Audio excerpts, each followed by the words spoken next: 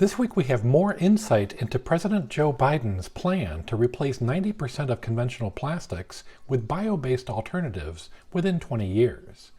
Welcome to Material Insights. I'm Plastics News Editor Don Lepp. Steve Toloken covered the Plant-Based Products Council's annual conference last week in Washington, where he talked with Julia Marsh, CEO and co-founder of Sway Innovation Company, about what the United States needs to do to implement a shift to bioplastics.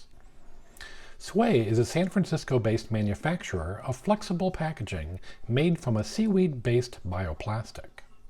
So Julia, what do you see for Sway as the impact of the Biden administration's bioeconomy manufacturing plan? Mm-hmm. And then what would you and Sway like to see as implementation steps? What would be key for you for implementation steps for that plan? So the indication that 90% of plastics should be replaced with bio-based feedstocks is an incredible signal to the investment community, to brands, that they should be adopting materials like ours made from seaweed. We are huge advocates that there needs to be an ecosystem of solutions as we're moving away from fossil-based plastics. And so there's room for everybody, right? We need huge manufacturing capacity to switch from plastic over to corn, potato, sugarcane, cassava, tree-based materials, and also seaweed. And I love the opportunity that's presented through this new legislation to highlight maybe more novel feedstocks like ours. The most enabling kind of policies that might emerge, or the types of infrastructure that can be supported, would be both biorefineries for the actual seaweed feedstock, biorefineries in general, but especially for that raw seaweed that we work with that needs to be processed to extract the natural polymers. The second would be more investment in compost infrastructure. We need more access for more people to compost their materials.